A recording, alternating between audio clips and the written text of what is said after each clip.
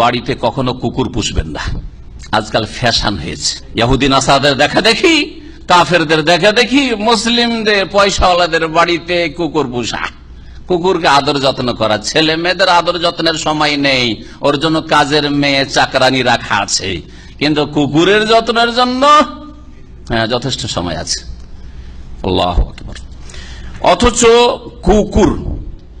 কুকুর যদি ট্রেন্ডও হয়, শিক্ষা দাও মুআল্লাম কুকুর, কুকুরকে কোরআন হাদিসে দুই ভাগে ভাগ করা হয়েছে। এক হচ্ছে মুআল্লাম ট্রেন কুকুর, যেটা আপনার কাজে আসে।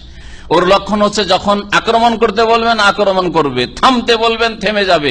কোন শিকার করতে গিয়ে যদি শিকারী ধরে নিয়ে আসে, নিজে একটু খাবে না ওই কুকুর, আপনার জন্য নিয়ে এসে পুরোটা হাজির করবে। এই তিনটে লক্ষণ যদি থাকে তো সেটা ট্রেন মুআল্লাম কুকুর। এইরকম কুকুরও যদি পুষেন, কুকুরের ব্যবসা বাণিজ্য কেনা বেচা হারাম, তারপরে হারাম শরীয়তে।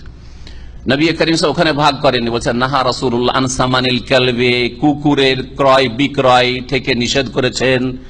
এটা হচ্ছে বুখারী মুসলিমের হাদিস। আর একটি হাদিস রয়েছে মুসনাদ আহমদে, সে হাদিসটিও হাসান বা সহিহ। তাতে রয়েছে যে সামানুল কালবি খাবিসুন, কুকুরের মূল্য যেটা কুকুর বিক্রি করার, কুকুরের ব্যবসার, সেটা হচ্ছে নোংরা খাবিস। তাহলে বোঝা গেল কুকুরের ব্যবসা, কুকুরের কিনে বেচা চলে না।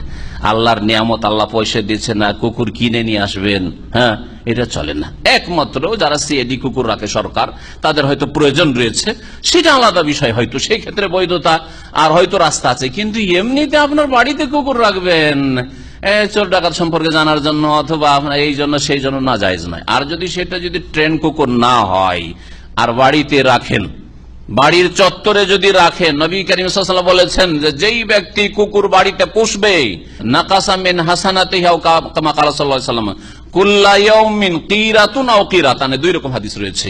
প্রতিদিন এক কিরাত দুই কিরাত করে নেকি কমতে থাকবে। ভাষ্যকারগণ হাদিসের সারাহ করতে গিয়ে বলেছেন, কুকুর যদি পাড়া প্রতিবেশীর জন্য বা বাইরের লোকেরা মেহমান অতিথি আসছে, রাস্তা দিয়ে একটা অপরিচিত মানুষ যাচ্ছে আর ঘেউ ঘেউ করে কষ্ট দেওয়া শুরু করছে আর ভয় পাচ্ছে মানুষ, তাহলে দুই কিরাত করে কুকুরের কারণে, কুকুর পোষার কারণে আপনার নেকি, যেটা ব্যালেন্স নেকি করে ফেলেছেন অলরেডি, নামাজ রোজা করে, ইবাদতবন্দি করে, দান খায়রাত করে, সেই নেকি আপনার কমতে মাইনাস হবে।